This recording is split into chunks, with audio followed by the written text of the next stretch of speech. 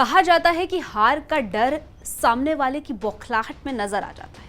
कुछ इसी तरह का डर इस वक्त बंगाल की ममता दीदी की बौखलाहट में नजर आ रहा है। लगातार राज्य में अपनी चुनावी पकड़ खोती हुई ममता दीदी के लिए 2026 के विधानसभा चुनाव एक बड़ी चुनौती है। यही वजह है कि अब उन्हीं के राज्य में प्रधानमंत्री नरेंद्र मोदी ने ऑपरेशन बंगाल की बात की तो ममता की धड़कनें बढ़ गई और बौखलाहट निकल गई।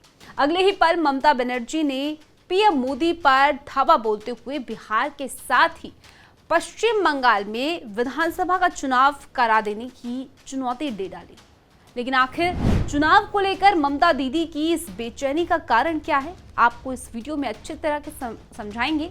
लेकिन उससे पहले आयुन भारत डिजिटल को जरूर सब्सक्राइब कर लीजिए। स्वागत है आपका, मेरा नाम ताना अधिकारी है।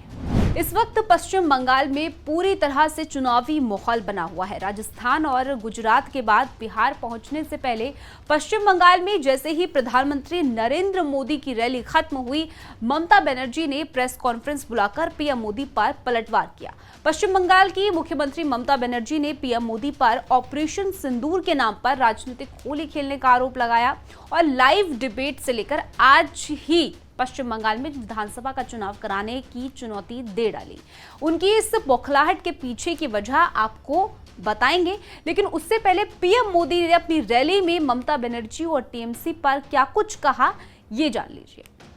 बंगाल पहुंचे प्रधानमंत्री ने ममता बनर्जी को मुर्शिदाबाद हिंसा के लिए तो घेरा ही, पश्चिम बंगाल में भ्रष्टाचार का आरोप लगाने के साथ ही विकास में पिछड़ जाने की बात का भी इल्जाम लगा दिया।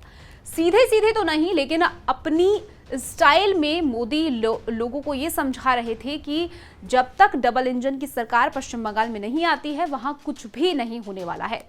अब वैसे तो मोदी का ये पूरा भाषण ही ममता बनर्जी के खिलाफ आक्रामक था, लेकिन उनको सबसे ज्यादा बुरा लगा ऑपरेशन बंगाल के जिक्र का। दरअसल बंगाल में बीजेपी का बढ़ता प्रभाव और टीएमसी की घटती लोकप्रियता और राजनीतिक पकड़ इतनी कमजोर हो चुकी है कि ममता दीदी ये अच्छी तरीके से जानती है। यही कारण है कि उनके डर और बौखलाहट का। इसे आप कुछ आंकड़ों से भी समझ सकते हैं। देखिए, इस वक्त 2021 के विधानसभा चुनाव में 215 सीटें जीतने वाली ममता बनर्जी की सरकार चल रही है, लेकिन इस बार का चुनाव आसान नहीं रहने वाला है। 37.97% वोटों के साथ ही 77 सीटें जीतने वाली भाजपा से उन्हें इस बार पिछले बार से ज्यादा टक्कर मिलने वाली है। भाजपा और टीएमसी के बीच वोट का अंतर 10% है। ये कम नहीं तो बहुत ज्यादा भी नहीं है।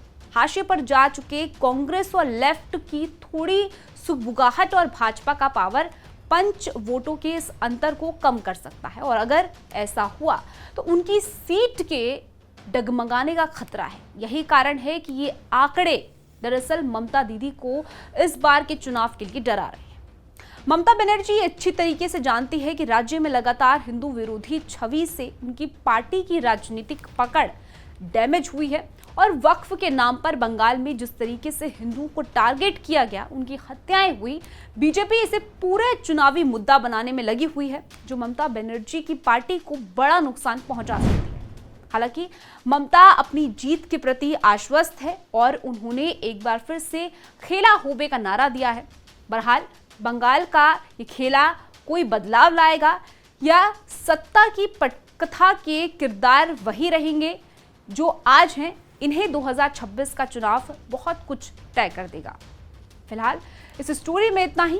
पूरी खबर को लेकर आपकी क्या कुछ राय है, कमेंट सेक्शन में जरूर बताइएगा। देश दुनिया की इसी तरह की खबरों के लिए आप जुड़े रहिए आयुन भारत डिजिटल के साथ।